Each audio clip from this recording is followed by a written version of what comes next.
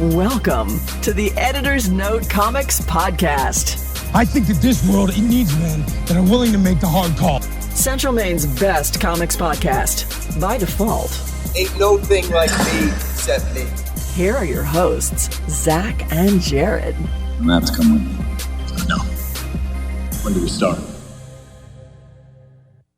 Welcome back, everyone, to the new centennial of episodes. This is when things get good. We've had 200 practice times, but I screwed up the word practice. Jesus. So maybe 200 practice times was not enough. Come back for episode 301 after another 100 practices. That's another 2 years away.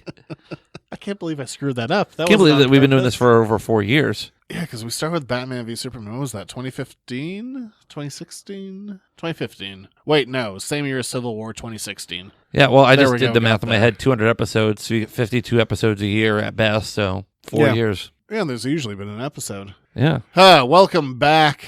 I'm just going to feel more settled. I was so frantic last week. I was just doing so much. The store is 100% closed. I'm out of there. The space is cleaned up, good to go. I'm starting another job in comics this week. By the time this comes out, I've already started it. I didn't really get any time off. I've been wrapping things up, setting things up. To be honest, I could have used another couple of days to do everything I needed to do. Realizing I've wasted 4 years of my life every Tuesday in your basement. Think of all of the Tinder dates that could have been. All those sweet, hot Tuesday dates. Well, I did spend some Wednesdays down here, too. Everyone loves a Tuesday date. That's almost a year of my life spent down here in this podcast with you. In this basement. And I still have yet to find 5 good minutes.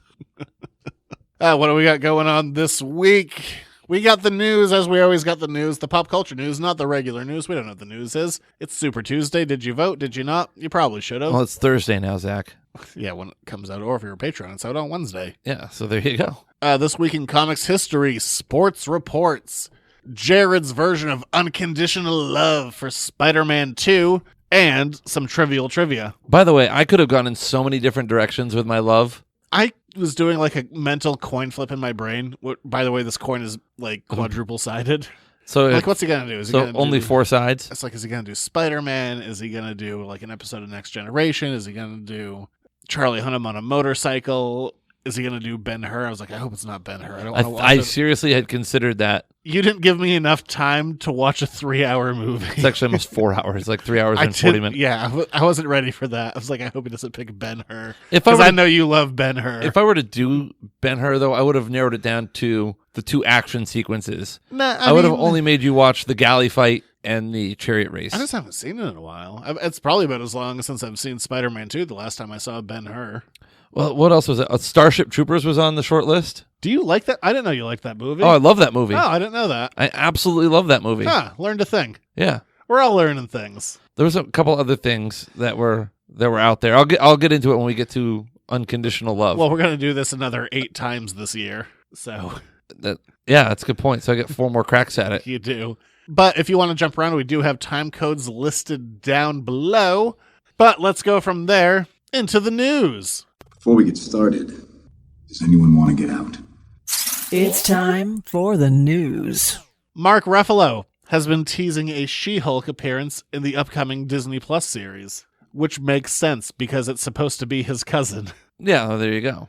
The She-Hulk origin is, I don't remember exactly. It's like, I don't know, Banner gets into like a car accident or something, and no, wait, hang on, back that up. Jennifer Walters, She-Hulk, she gets into an accident and she needs to get a blood transfusion, but she needs to get it from a family member, and wouldn't you know it, the only one she can get it from is Bruce Banner. So he gives her his Hulk blood, and she becomes Lady Lawyer She-Hulk, attorney at law. Dun dun dun. I was trying to think of a lawyer show theme. I didn't get there. Oh, I failed. Okay, well, you tried. But yeah, I mean, that makes sense that he would definitely be in there to give her the She-Hulkingness, which means he's probably going to have to turn back into regular Bruce Banner, but who cares? You can do it all. He's not always the smart Hulk. Sometimes he's a man. Sometimes he's Joe Fixit, who's a Las Vegas enforcer, and he's gray. Sometimes he's a cannibalistic Hulk. He's probably done that. Well, Old Man Logan. Yeah, he was definitely eating people. Doing broads and eating people. That's what he was about. Oh, also incest. Oh, yeah, because he had children with his cousin because she was the only woman that could take it or something. God. That's a weird, gross detail that I just blocked from my brain, and I uncovered it again, and I'm uncomfortable. Well, I am too. Thank you. Maybe that's the point of the show. Thank you for uncomfortabling me. Hey, do you want to know how Palpatine returned? He was a clone. Do you actually? Do you know, or is that a guess? So my guess is that his essence survived, his Force Ghost essence, but he knew how to manipulate, so they were able to. I feel like he had some sort of genetic thing done, and they duplicated him, and that's why his clone's all and plus the putting his Force essence in the clone caused all kinds of problems. You're so full of shit. You definitely read something on the internet. No, that's what I made up in my head just now. Yeah, the novelization of Rise of Skywalker confirms that Palpatine's body was a clone body, but his essence was too much for it to take. Simon Pegg, and this is such a vague thing, he feels like Star Trek 4 is pretty uncertain. Like, of course.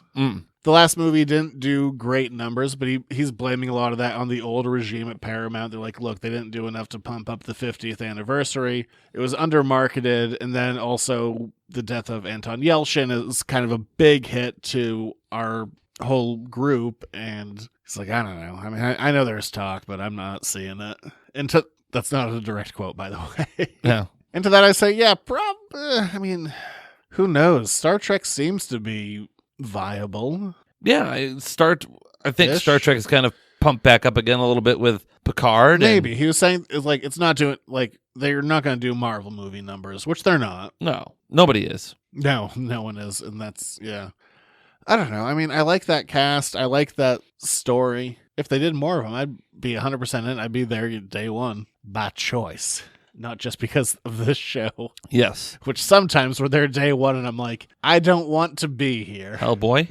I had high hopes for that one. They were shattered Yeah. almost instantly. Yeah, the moment where there's an F-bomb is the third word in the movie and a guy's eye is being plucked out. I was like, oh, that's what we're in for tonight? That's what we're here for? I even remember. I truly don't remember. That movie left so little of an impression on me. Marvel Comics has revealed a new character that will be coming out the next couple of months. Stay with me now. Okay. Iron Cat. All right, I'm in. Sold. Oh, good. I'm so glad you're excited. It's a super heroine of some kind that's a cat in an Iron Man suit. Love it. It has little ears. It has claws. Is there a picture of this? There is, yes. I just didn't show it to you. Instead of the arc reactor in the middle of the chest, it looks like a cat's head. Iron Cat. Whatever. It's comics. It'll either work or it won't, but it looks pretty stupid.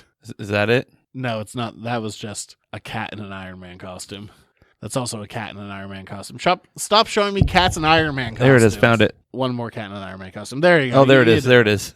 It's a cat with a melon. I want to find Iron Cat. What do I have to put in? Iron Cat Marvel? I don't know. Maybe. Huh. Look, it's a silly looking design, but it's comics, so dumber things have worked. One of my favorite villains is a guy that shoots glue, so I mean, Is this true? I'm still not able to find it, I think. More This is Star Trek upsetting. news. William Shatner has officially retired from playing Captain Kirk. Says he'll never play him again. Shocking. Not shocking. And to that I say, your character has been dead since 1994. Yeah. Was it 94? It's 94 or 95. I felt like Generations was 96. Either way, he's been dead since the mid-90s. He's like, I'll never do it again. Star Trek Generations was 94. I stand corrected. There we go. I have a weird, uncanny ability to remember movie years. Well, good for you. I don't know if we brought that up on the show, but I'm weirdly good at that. It's a hidden talent that is useless. Totally useless. Is it useless, though? 100%. It does nothing, but I have a... You could win, like, bar trivia with it. Yeah, I can pull out years that films happened. I feel like everybody knows stuff they don't really need to know, and it's okay. Yeah, that one's mine. I can pull out years of films. But yeah, of course, you're dead. You died on a bridge. Your last words were, oh my. He died under a bridge. Well, he was over it when it happened. He went over, under, ass over tea kettle. Yeah, and then he got buried. Yes. But he was asked like if he would do like a Picard-style show. He's like, no, I'm retired, and I'm not going to do cameos. Because cameos are just there to boost DVD sales or something. I'm like, yeah, because you're not a shill for anything. Also, like, what stories does Kirk have left to tell? Exactly. Well, he's been bitching about getting old since like the 70s. Yeah, I mean... His son died. It's been 50 years. Over 50. Yeah, so I think we're fine. Yeah, that's fine. No one was I don't think anyone was clamoring. I'm sure someone was because, I mean, it's a popular character, but I certainly wasn't clamoring to get Shatner back. No, I mean, I like Shatner well enough, but I don't need to see any more Kirk. There's plenty of Kirk out there for me to consume. I like Kirk well enough, but yeah, I don't need the Shat. And in more comics news, the X-Men has announced their next big crossover event, 15-part series. Pew, pew, pew, pew, pew, pew, pew, pew, pew. Was that 15 shots? Who knows? Please stop trying to do 15. Nope, you did enough. Son of a bitch. It's going to be called X of Swords. Pew, pew, pew. Or whatever noise a sword makes. Don't. I see you. The X-Men are going to take famous Marvel Comics swords and they're going to have a crossover with them. And I'll take S-words. Swords. Sure, there's a bunch of famous swords. The penis mightier. The trailer looks fine. It looks kind of bizarre and kind of wackadoo, but why not? Swords are cool, right? Yeah, sure. There's a story that my wife and I share that just like always makes us laugh. There was one time we were doing Rhode Island Comic Con, and we were next to a vendor who I've seen in a ton of stuff. He does a ton of New England shows where he just sells swords. And there was this guy who kind of sidled up by himself and loudly whispered, I guess to no one, "Swords are my life." And we just kind of say that to each other occasionally, and it just cracks us up to no end. Does he live by the blade? Oh my God. It's just, swords are my life. It makes us laugh to no end. Well, I mean, he has a hobby. As you always say, you like what you like. Just weird. Just a weird moment. We're just sitting there like, are you sure? Who are you talking to? Are you sure it wasn't you? There is a sword in this house, but Swords are your life. it's a ceremonial sword. Hey, it's a sword It's nonetheless. also like a century old. So? It's a namesake. Your point? It's still a sword. It's really not. I couldn't kill anyone with that thing. There's I'm no edge absolutely on certain it. if you needed to, you could kill somebody with it. Yeah. There's no point. Like if I ring this bell several more times, I'm sure you could go grab that ceremonial sword and just shove it right up my ass. But that's it for news. Oh, a lean week. Oh, it's about to get leaner because there wasn't much that happened this week in comics history. Superhero landing coming up. This week in comics history. I guess I'll do the Picard thing after this. Why not? Okay. It doesn't have an official theme, so we'll just roll with it. What happened this week in comics history? Well, in 1958, something that's returned to comics recently, and certainly publisher Jeff Johns wants to push hard because he's all about the classics. Superboy met the Legion of Superheroes in Adventure Comics number 247 in 1958, their first appearance. They're fine. It's like deep cuts DC. Hooray. Yeah. In 1962, okay, let's do this one as a quiz. Okay. This is a biggie. In 1962 from Marvel, Stan Lee, Jack Kirby, basically everything that they did was fire. But one book got canceled after 6 issues. They would then come back in a billion different ways, but what book in 1962 premiered that was canceled after 6 issues? It's not Spider-Man. No. Also, that was Ditko. It wasn't X-Men. X-Men didn't do great, but no, it wasn't X-Men. It's a biggie from the 60s. Definitely a biggie. But I don't think a lot of people know that it was probably canceled so early into its run, considering how big the character is now. Iron Man? No, Iron Man wouldn't be for a little bit. This is a Iron Man would appear in Tales of Suspense. This is a self-titled book. A self-titled book. Huge character. It's not the Hulk. It is the Hulk. Oh, it's the Hulk. Gray as the day is long. Oh, yes. Because he started out gray, and then it turns out it was easier to print green, so they just changed it at like issue 3. Oh, well. But yeah, 1962, the Hulk first premiered. I should have picked up on this is a huge character. Bruce Banner, on a nuclear test site, sees Rick Jones just moseying along, shoves him into a ditch, and the radiation only hits Bruce Banner because that's how radiation works. Yes, it does, in fact. Rick Jones was fine because he was in a ditch. A lead line ditch. Yeah, Hulk was canceled after 6 issues. Was not a popular book. Is now. Yeah, isn't that interesting, though, that just got, like, canned real early? Sometimes the timing of things is, not sometimes, all the time. The timing is everything with things like that. I mean, it was a time when everything that, like, Stan and Jack were doing was just red hot, going nuts, and then, yeah, Hulk just didn't work, and it clearly came back. I think in Tales to Astonish was where Hulk came back, but also, I mean, there were guest spots and other odds and ends. And then, a short week for This Week in Comics History, but, you know, you work with what you got. I can't change history. No, but you can make history. I'm here to break history. Oh, my. In 2007, following the events of Civil War in Captain America Volume 5, number 25, he was gunned down on the steps of the courthouse. Dun, dun, dun. They thought it was a sniper. No. Killed. Then Bucky took over. But who killed Captain America? Was it a sniper as they thought? No. It was a brainwashed Sharon Carter who penetrated him with a bullet. I don't think you can phrase it that way. She was walking him up, and she was like, pew, pew, pew. Son of a bitch. That's it. That's what happened this week. That was a biggie. There you go. Yeah, that's a very biggie. When Captain America died. He goes back to life, though. He did. It took a couple of years. Well, I mean, it's a big wound. It takes some time. Yeah. When you get shot point blank in the gut. Yeah, It's not good for your health. it's suboptimal. Oh, it's suboptimal. But from there, I guess, as we do each and every week, or at least we have for the last couple. And Engage. that didn't happen this week. Oh, well, you know. We're going to take a quick peek at Picard. We don't have a theme for it. Maybe I'll make one. Maybe I'll make one this time. Ha-ha. I'll try. I don't know. We only got a few weeks left. All right, Picard, what happened? We're both fans of the Trek. We like to watch Picard. We like to just see what's going on. And this week was good. I thought it was probably the best episode in a couple of weeks. There's plenty of things that happen. The story finally feels like it's moving forward. But the thing is, I knew where next week was leading, so I was just like eating up with anticipation. Like, come on, I gotta get to next week. But I like what we get. Picard sets foot on a Borg cube for the first time since he was assimilated. No, that's not true, because he went back to a Borg cube. Oh wait, or was that in did the Borg go to the Enterprise? The Borg went to the Enterprise in First Contact. Okay, so yeah, so it's the first time he set foot on a Borg cube. Because they said that line, I'm like, but what about First Contact? No, that was the Enterprise that they did that in. Oh my god, yeah, they assimilated the Enterprise. They blew up the chronosphere. Yeah, you're better than that. That was cool. I like seeing him. He's like, get off on me. And there's that one Borg that recognizes him, and I love that they're called XBs. Yes, we get him and Hugh meeting for the first time since they were on Laura's planet. Yeah, because what he did two.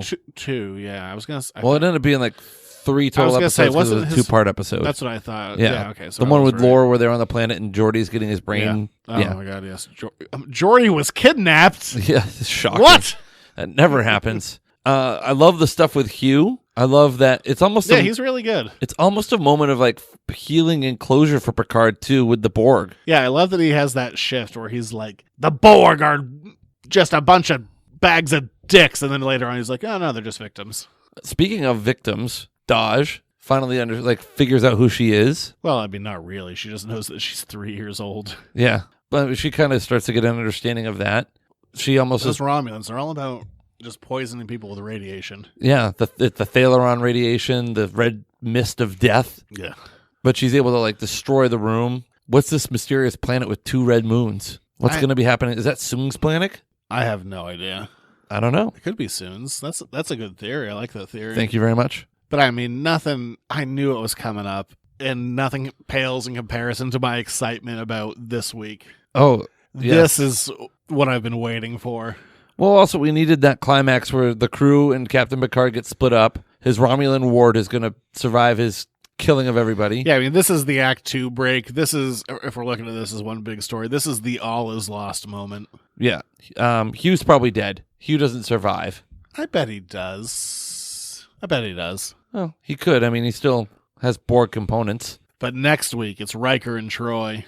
He's just going to show up at their house. And I love that in that there's this one shot where it's like an over-the-shoulder shot of Troy. I'm like, we know who that is. They were like trying to hide it into the end. Like, hello, Will. I also like the... Give me your best hello, Will. Hello, Will. No, he says it slower. Hello, Will. That was worse. Engage. Oh my god, this is a terrible... It's not Sean Connery kicked in the nuts doing this. The line must be drawn here. Here, Will. No! No further. I do like a couple of things here, though. They tie up a couple of plot holes, like they describe the Queen's lair and how she can move from Borg cube to Borg cube or go wherever with that. Yeah, and technology. That's that was a race from early in Star Trek Voyager. They go to like this planet. They're like, you have this amazing teleportation technology, and they're like, have sex with us instead. They're like, but what about your teleportation technology? They're like, yes, that's a thing. We're not going to give it to you, but how about the sex? It's there so they can leave right afterwards. No walk of shame. I've been watching Voyager. The teleporter of shame. I have been for a little bit. The beam of shame. I just started to back up again. I kind of go off and on. But it'll be interesting to see how things play out. Picard starts to explain to her who she is. Yeah, and the cast is still very interesting to me. Although I'm immediately kind of turned off to the Agnes character, like her reaction to killing Maddox. I was like, Is to sleep with the captain of the ship. Yeah, I don't know. Like, I'm kind of I don't mind villainous characters or antagonists or characters that, do bad things for good reasons or whatever it is, but I'm just immediate, like, yeah, her kind of reaction to everything kind of immediately turned her off to me. I was like, kind of childlike wonder to everything. Like, it was harder to kill a man than I thought it would be. Like, yeah, great. Duh. Good for you. But I am enjoying most of them. I mean, not that I'm like, she's dead to me, but no, I immediately found her less interesting this episode. But we'll see what happens. I'm excited for this week, and you get Will, old grumpy man Will. You know what? Because I'm starting my job the day that comes out, so I'm gonna have to wake up like super duper early so I can watch it because I can't not watch that in the morning. I gotta know. Well, there you go. So I'm going to go into like my first day of work. Like, I'm very tired. Like, why are you so tired? Like, I don't know. Will Riker. Hello, Will. And they're going to be like, give this man a raise. In fact, we were going to have a watch party here at work today. I'll spoil it. I swear to God. But I can't not watch that like first thing in the morning. I got to know. I haven't seen him in so long. Well, you will. Will. Hello, Will. Number one. I'm pretty friggin' psyched, though. Number one. He's going to be up. He's going to be in Maine next month. I do like me some Will Riker. Do you want to do that, Con? I was going to do it. I can't. So just for a little bit of backtracking, part of the story closing was my original plan was I was going to sell stuff on eBay, ship some stuff out, do a couple of small shows to just kind of work off my inventory. But someone came in and they bought all of my collectible stuff. I just went like, well, there go shows because I got like nothing kind of pricey to sell. Yeah. But next month, yeah, Riker is going to be in Maine plus Jason Mewes, the two clerks of Clerks, and a few other odds and ends. So I think I'm going to go to that show. Oh, that'd be interesting. Yeah. Pay money to get your picture taken with Will Riker? No, I don't do photographs. You just want to see him in the flesh? What's so funny is I've seen him at shows, but now that I'm not like, that I've kind of dropped out of the circuit, I'm like, ooh, people. You can go to his panel. I saw, all these people at cons in the past, but now that it's like I'm out of the circuit, it's a different kind of mindset. Yeah, I'm a consumer. You're a consumer, not a provider. Yeah, it's different now. Oh. So yeah, I think we can go see him next month. Oh, we can talk about it. Hello, Will. All right. Don't say that if you see him. But from there, that's our peek at Picard. That was more than a peek. That was we lifted voyeuristic. Yeah, we lifted the blanket and stared. Oh, wow. Well, as one has want to do. Let's move on to Jared's sports reports. He's running down the middle by the 50. He's at the 30. Bare-chested. The guy is drunk, but there he goes. Oh, and they tackle him at the 40-yard line. It's time for another Jared Sports Report. All right. Well, for Jared's sports reports, not much to report on other than what's going on with the Houston Astros, because I know there was the whole cheating scandal, but what's been the fallout? They have been in spring training, been hit every game. Somebody's been hit by the opposing pitchers. Oh my God, I didn't know that. That's amazing. Well, they're leading spring. Yeah, they're getting plunked all the time. People are getting kicked out of games because they're banging on things. And there's a great picture. There's a great meme of somebody had some signs. It's like, steal these, and somebody's like taking them away. It's like, oh, here's the first signs of the season stolen by the Astros. Jeez. Yeah, one guy, the first day of training camp for the Astros, someone walked up behind the batting cage as they were swinging and started banging a drum and then got chased away. Patriots news, viral video. What does Tom Brady say? He says, this guy. That's what I thought. Yeah. I agree with you.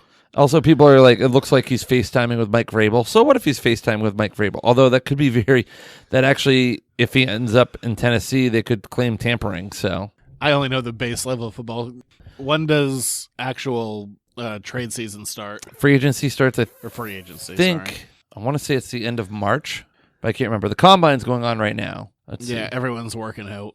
NFL free agency starts on March 18th. The legal tampering period starts on March 16th. How much does the NFL care about that? Because I know, like last year, like when free agency opened up for the NBA, it was like 6 p.m. on Sunday, and magically everyone had a deal by 6:01. So and that's I know why they're going to try and clamp down on that better in future years. That's but why how much they- does like the that- NFL care? the legal tampering period starts on the 12th, so they can start courting people, and then they can't make deals official until the 18th.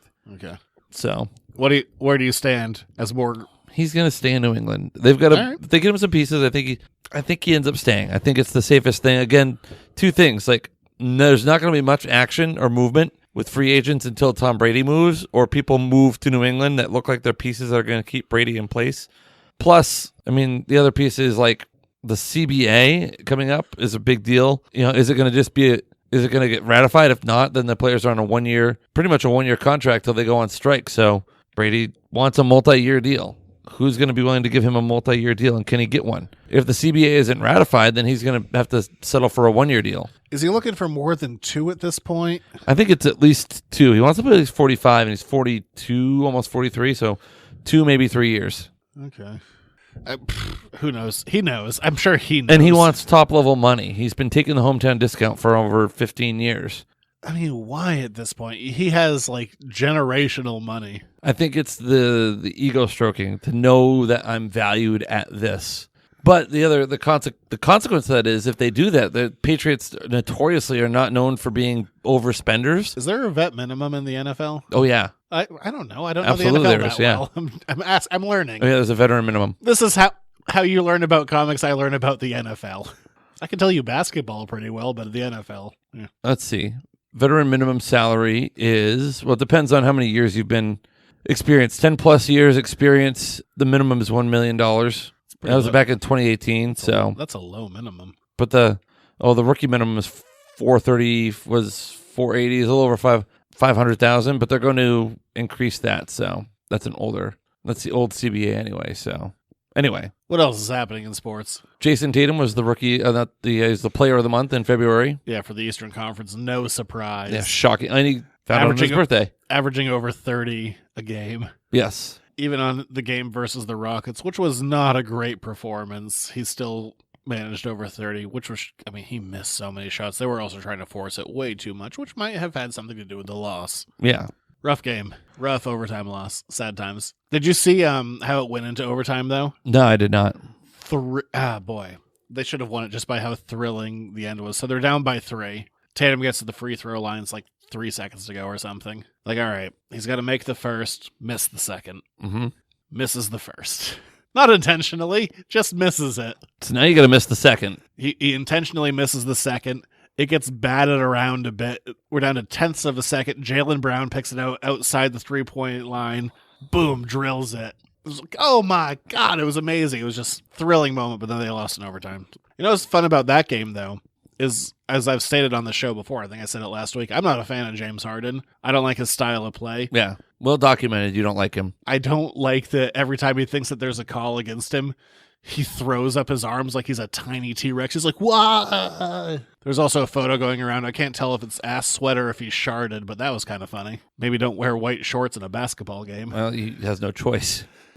Still an unflattering photo. It happens. His usual bull crap was only called once, where he threw up a 3 and flopped. They called it once, but he did it 3 or 4 times, and the rest of them weren't getting called. I'm like, good. These aren't fouls. He's just falling over and throwing his head back like a maniac.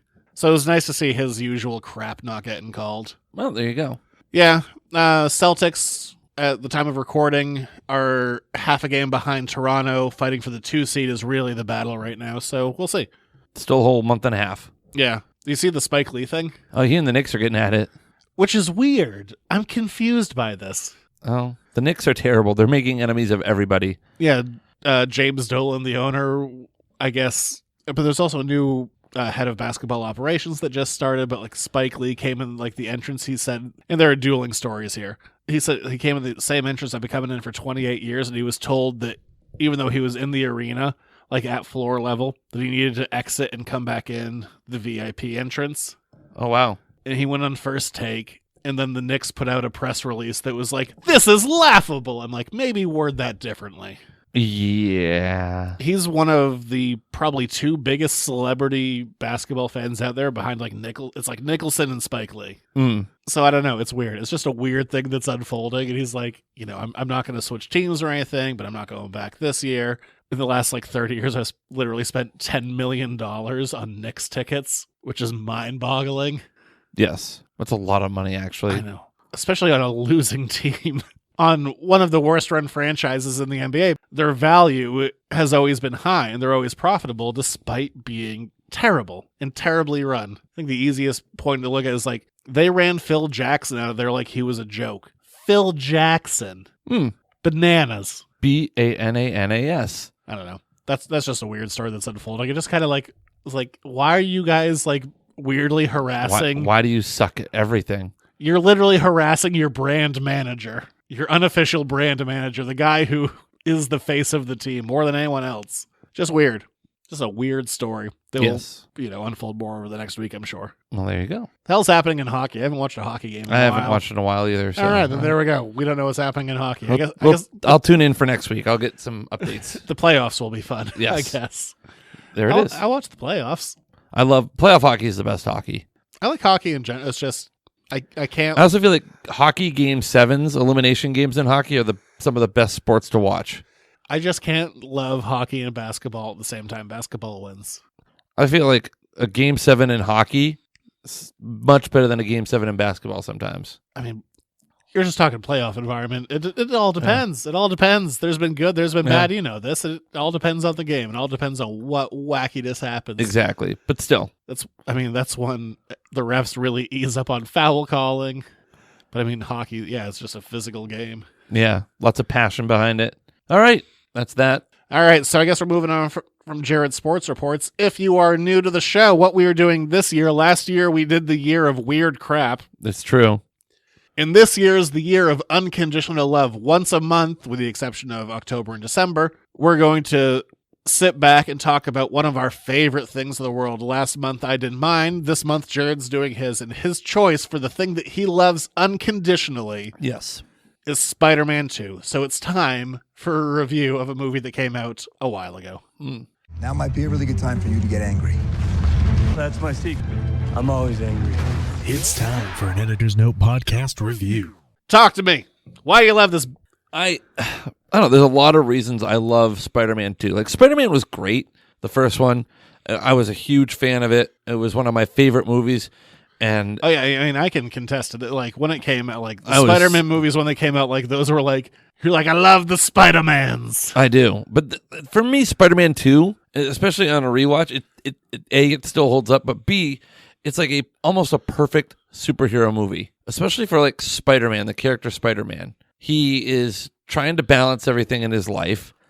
This movie is all about just kicking him in the nuts. Oh, yeah. It's like, how low can we make you go? It's the Empire Strikes Back of the Spider-Man movies. They really all this movie is just tearing him down.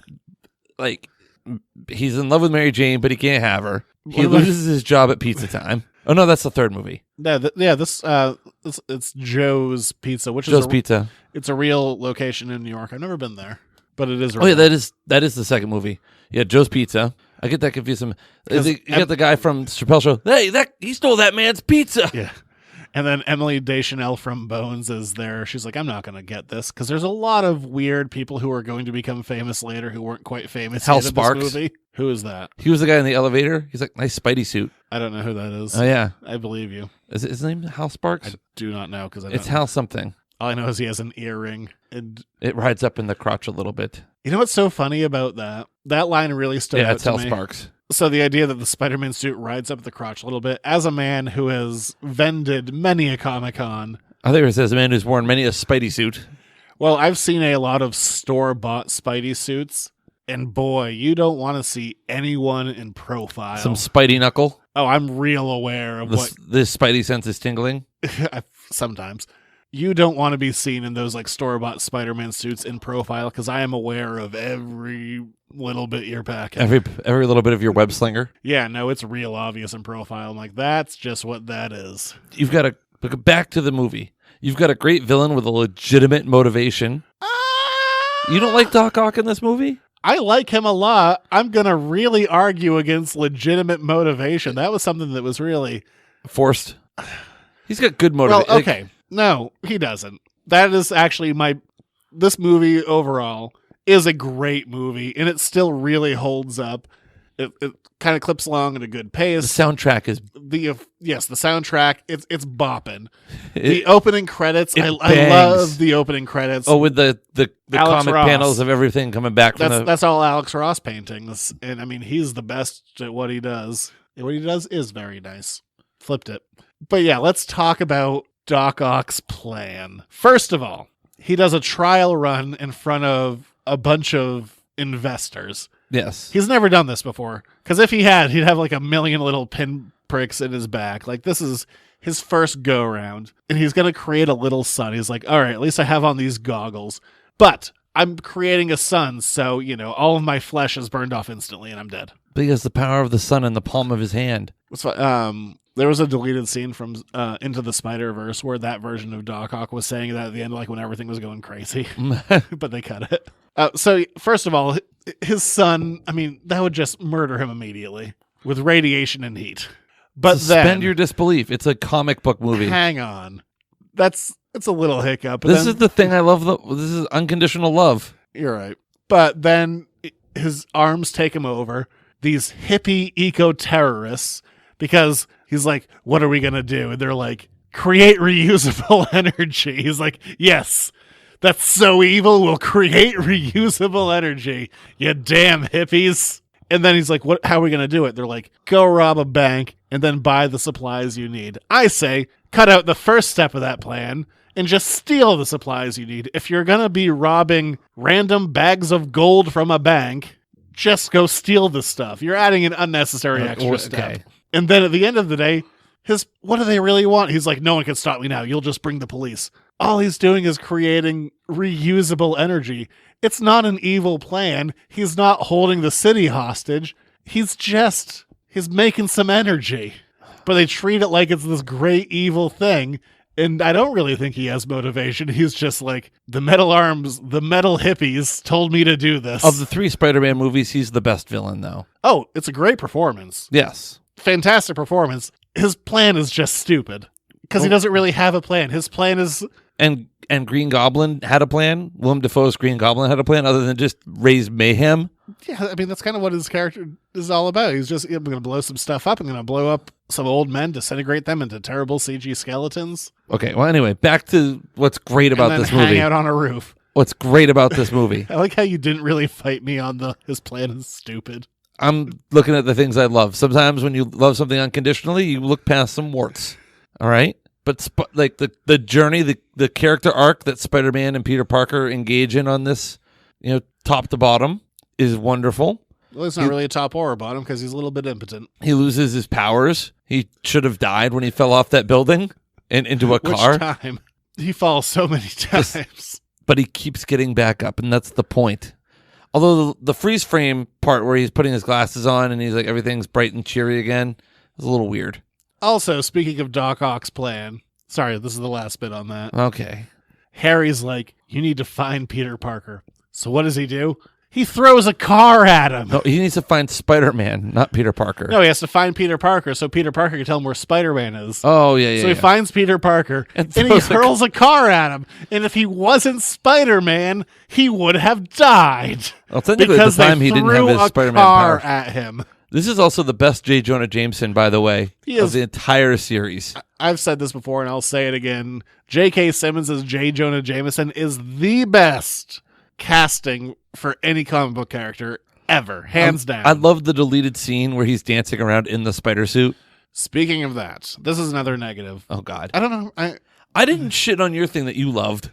Well, the main version that's out there is great. There is also an extended cut. When it came out, they called it Spider-Man 2.5. Yeah. And for the most part, what it is, they add a couple of things, but the majority of it is just alternate takes. And every single choice they made in keeping all that crap out was the right choice. So all you're watching is a longer and worse version. So if you haven't seen it, never watch it. It's terrible. It just taints the movie. It was so exciting when it came to like, look, we're going to have an extended cut. And sometimes you get that. Spider-Man 2 is one of the worst offenders. I'll tell you the worst one I've ever seen, though. Okay. Rambo 4. They're like, extended cut. And all that is just alternate takes, but they were like the takes where they acted slightly worse. So it's just a much worse movie. For a movie that I like, never watch the quote-unquote extended cut of Rambo 4 because it is hot trash. Also, I watched Rambo 5 a couple weeks ago. Oh, yeah? Last Blood? Yeah, it's the worst one of the series. Okay, thank you. Never Back watch to it. the thing I love. This is the thing I love. Which, by the way, some of the other options, I almost made you find a way to have to play Legend of Zelda Link's Awakening. That's on the list of things I love unconditionally. I'd have to buy it again. I'll see then. But we could have talked about it. You wouldn't have to play it again. But anyway, moving on. I like that game. The whole subplot between him and Harry. And Harry's kind of like the driving force behind some of the villainy in this. But the scene where... Crazy hair. Not just crazy hair, but he pulls the knife out and he's getting ready to like kill Spider-Man. He pulls the mask off. He just has a the whole ceremonial scene. dagger. He does. Right there. Yes. But there's bigger things than you and I right now. Yeah, the performances are all around really good. Franco's hair, the number of highlights he has in there definitely changes throughout the movie. And how curly his hair is. It's all over the place. Still. Also, he's in court right now for being a sex pest. We'll see how that goes. It's still alleged. I think you said still a legend for a second. I was like, no. Alleged would be a better word. Just, I don't know. The movie is just the soundtrack, Vindicated by Dashboard Confessional. I haven't heard that song in so long. Such a good song. When that came out of the credits, I'm like, oh my It's much better than Hero was for the first movie. And they say that a hero can save us. Yeah. But the whole Spider-Man 2 soundtrack is great. And the ending, Go Get Him, Tiger. Yeah, that's a great moment. And what's funny, or not funny, but what's kind of impressive about this, Call the Caterer. a lot of the CG holds up. Yes. Like there are definite moments where it doesn't, but for a 2004 movie, you see worse now.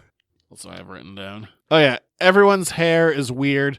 There's so many guys that just have the part down the middle. I kind of felt like that was dead by 2004. It felt like more of a 90s thing, but no. Half the characters have a part down the middle. Dr. Octopus has a part down the middle. John Jameson, future man who gets turned into a werewolf from a stone on the moon, yes, has a part down the middle.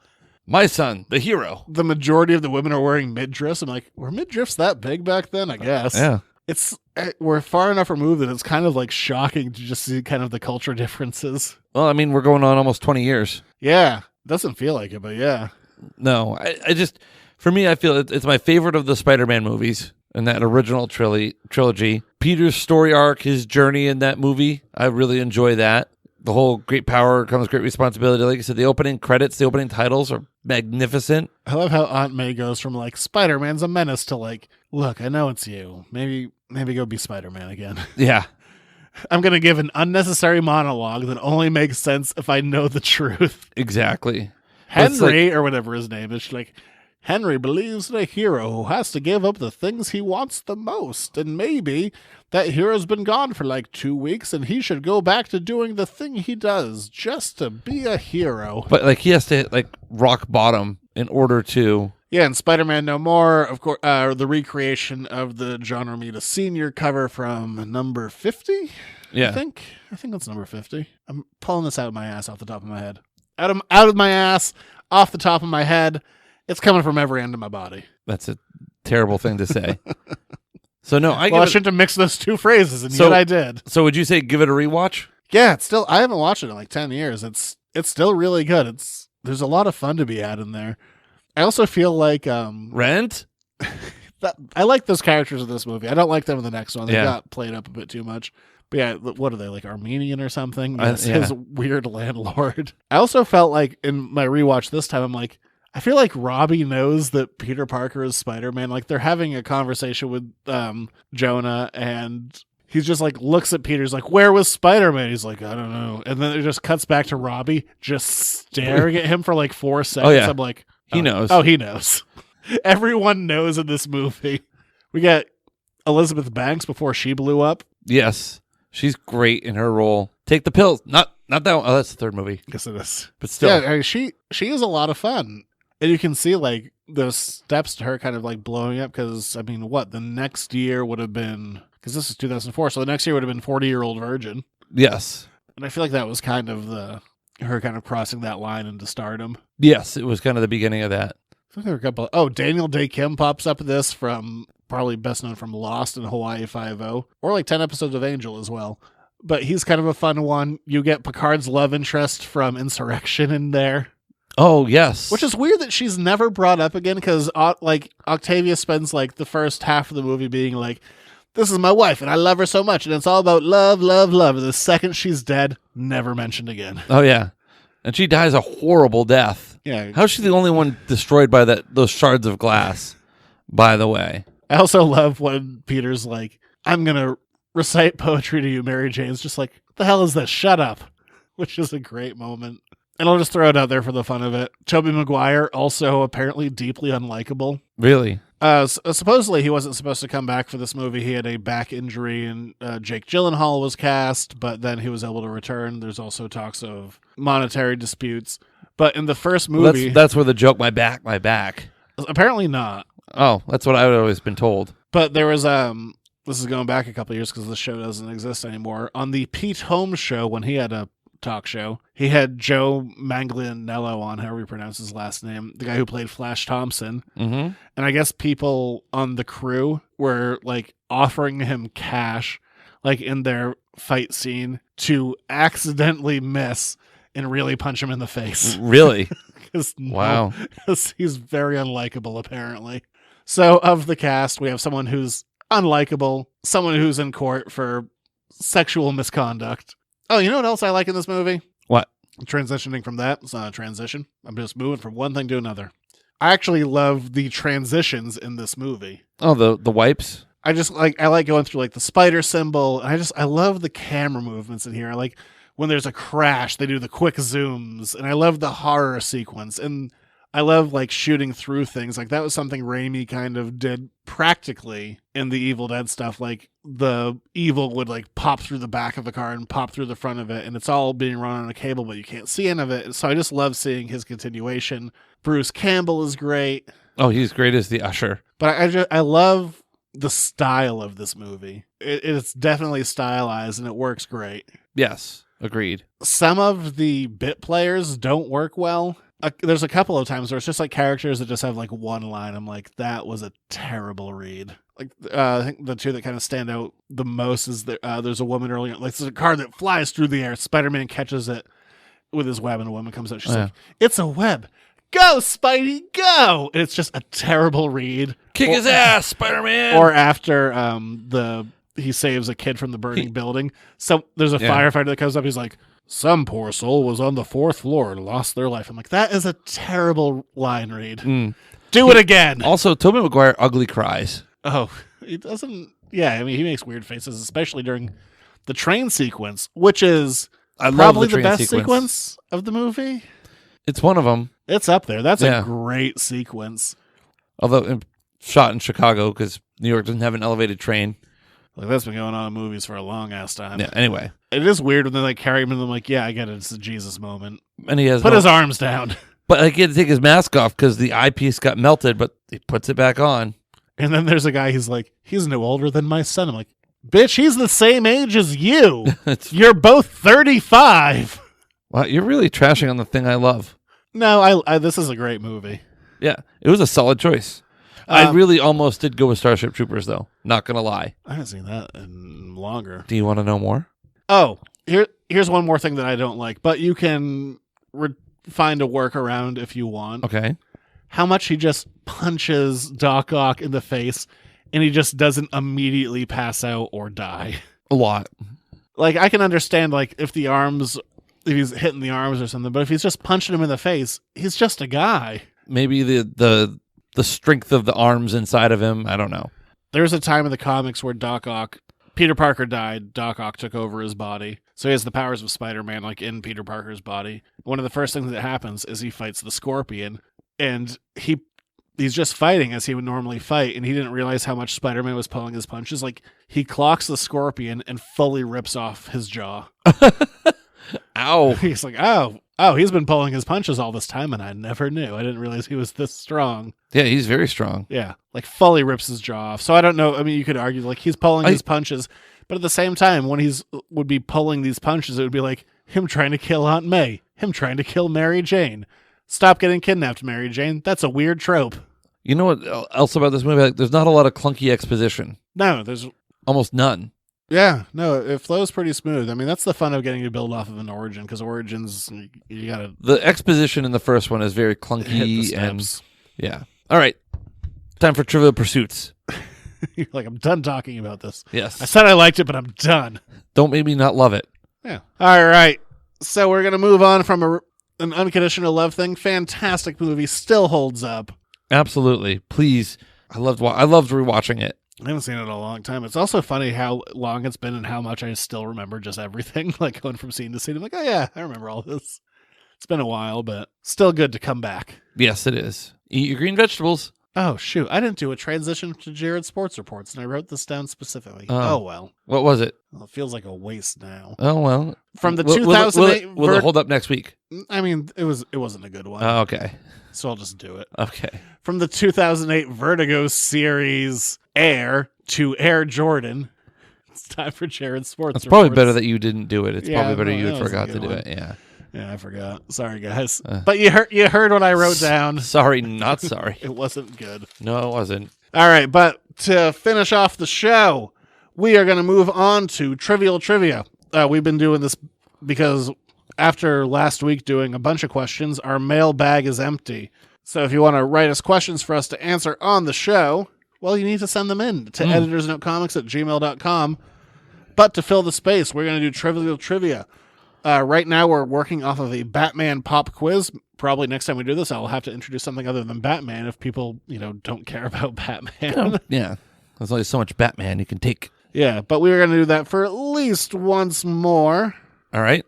What happens here is we ask each other a series of questions. You at home can try and, interact, see what you can do. See if you Score can do better more than either Jared. of us. Yeah. It's not that hard to do it better than I am. I'll do one card for him. He'll do one card for me. And then we will wrap up the show. All right, here we go. All right, you ready for questions? Yes, I am. don't think we've done this one. Okay. Did we do this one? I really can't remember. What villain murdered the second Robin, Jason Todd? Oh, the Joker. Indeed. I'm 1 for 1. Who became the third Robin after Jason Todd's death? The third Robin. It's not Dick Grayson. He doesn't become Robin again. Nope. Terry McGinnis becomes Batman. What? I'm sorry, that was Tim Drake. Oh, Tim Drake. Hey, you got to be impressed with new Terry McGinnis. Do you like my buzzer? That's nice. I forgot it's been there for like a month. All right. What comic book milestone occurred in the New 52 era Batwoman number 17? What comic book milestone? Comic book milestone in Batwoman number 17. Somebody dies? No, she proposed to her girlfriend, Maggie Sawyer. Oh, okay. I guess that would be a milestone. And then they didn't get married. And then it was in the news that DC hates lesbian marriages. They're like, no one's married right now. That's our mantra. Okay. So it was just bad press on every front. All right. Who is the mother of Damian Wayne, Bruce Wayne's son, introduced in the 2006 Batman and Son story arc? Selena Kyle? Damn it. Talia al Ghul. Oh. This is written by Grant Morrison. Oh, okay. Oh my God, I'm buzzing wild right here. Is there one more question? There is. Okay. Which hero does Batman team up with to solve the mystery of the button in the 2017 DC Rebirth crossover? Which hero? Which hero? Superman. Damn it. That would be the Flash. All right. Do you want to control the buzzer? You can control the buzzer, and I will control the correct bell. So if I don't reach for the correct bell, you can buzz yourself. Buzz off. All right, here we go. How does... Oh, we did this one last week. How does Superman save Batman's life? Yes, we did. I remember that. The Lazarus Pit.